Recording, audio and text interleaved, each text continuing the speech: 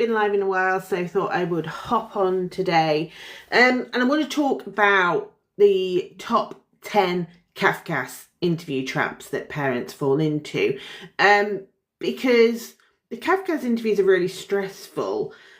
Because you know this person, this stranger, is coming into your home, into your lives, and is going to make judgments about you as a person and as a parent.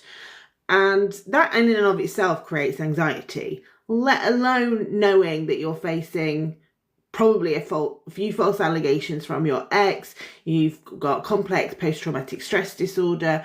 So all of this adds up to making those Cafcass interviews really stressful. And what I'm going to share with you is not to criticize, it's to guide, it's to help you recognize some things that you might be doing and how you can make some subtle shifts. Now, it might be that you haven't had your call yet, or you haven't had your Section 7 interview yet, and these can help you before you go in. If you've already had that, try not to worry too much if you did any of those things. A lot is about self-awareness and recognizing that, you know, you are in a very difficult situation and we're not aiming for perfection. So what I'm saying is, please take these with the intention that they are meant, which they are meant to help, not to criticize. From someone who has done all of these things, I genuinely mean that. So the first one is emotional flooding. And as someone who works with clients one-to-one, I see this a lot.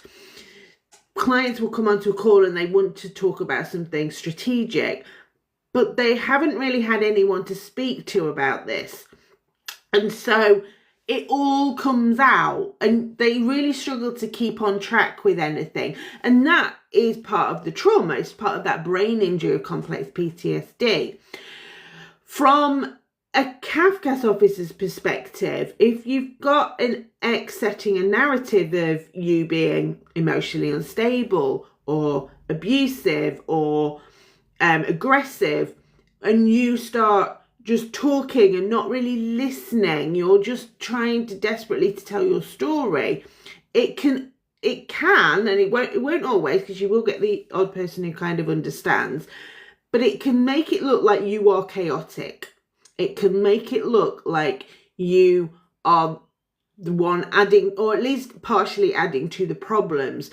So a huge part of this, and why trauma recovery or trauma management skills are included in all the Get Caught Ready tools, is you need to learn some tools to help you rebalance yourself, to regulate yourself in those moments, because otherwise you are playing into your ex's hands to a certain extent. Like I say, this isn't criticism. This is to try and help you to just make some changes that will help your situation. So, character attacks. Now, you're angry, you're hurting, you're confused, your ex is doing X, Y, and Z and has done X, Y, and Z to you. And so it's understandable, but you're not speaking to a friend. You're not speaking to, someone who is impartial. You are speaking to, or they are meant to be impartial. What I mean is they're not speaking to someone who's totally on your side. You're speaking to someone who is there to assess you as a parent.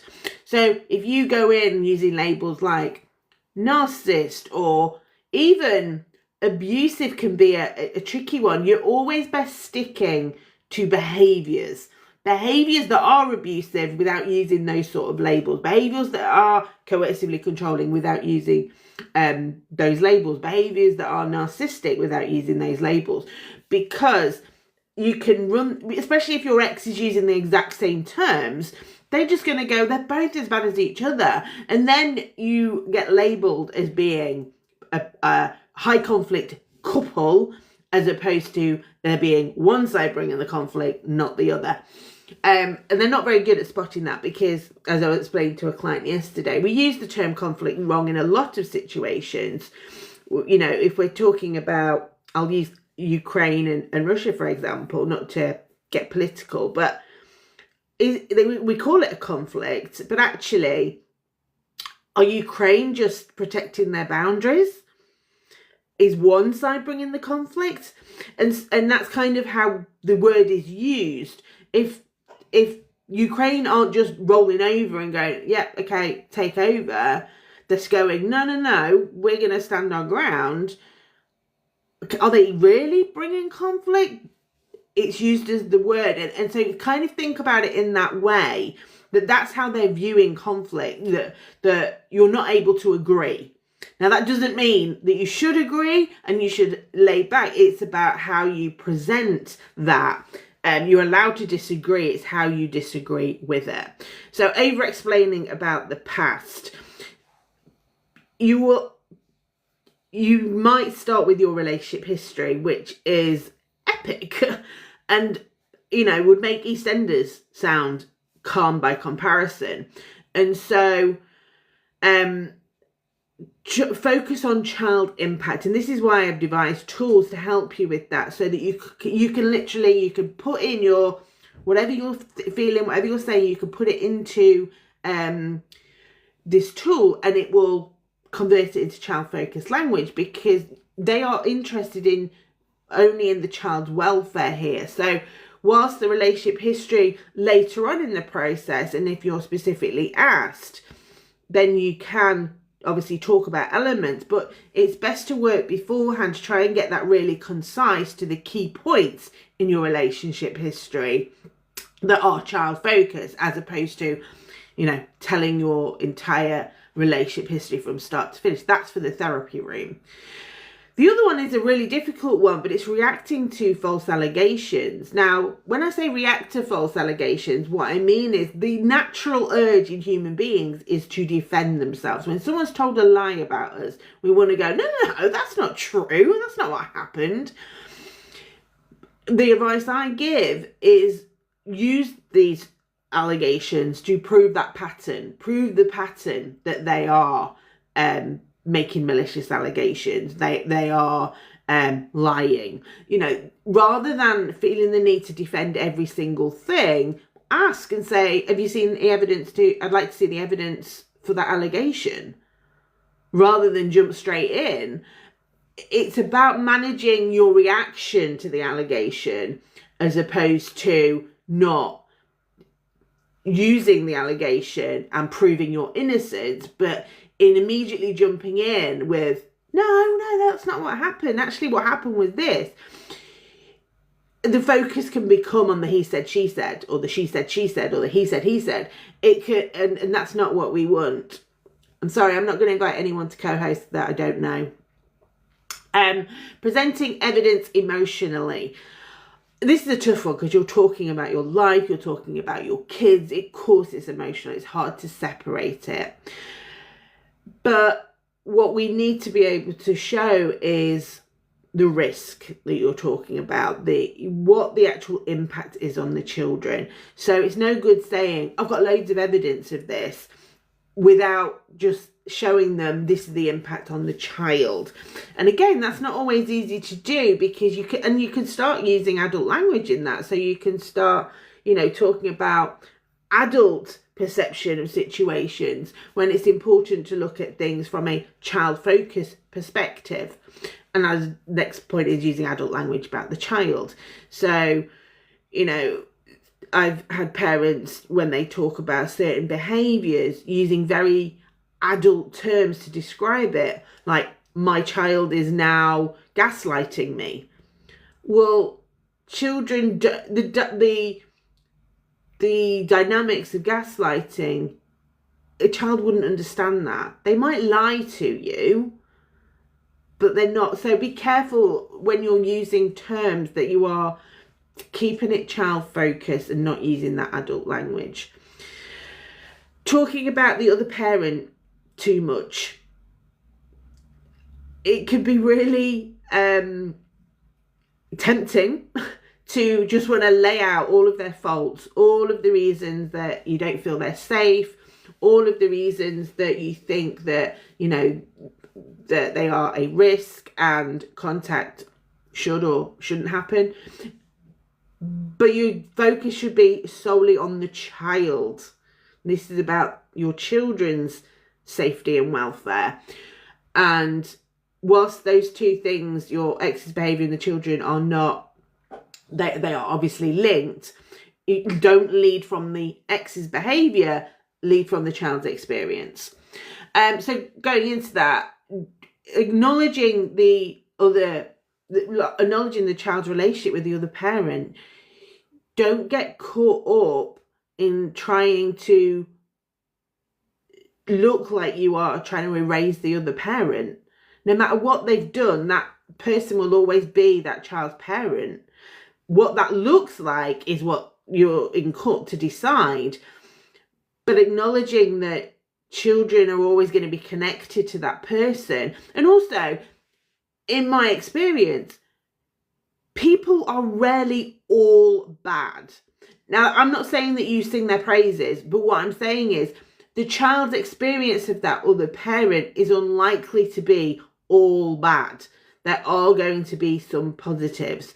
And whilst, again, I'm not saying you sing the praises of that parent, this is about you acknowledging to Cafcass that to your child, that other parent is important. I'm hoping that, I've just got the window cleaners here, so I'm hoping that that doesn't come through too much. Appearing defensive.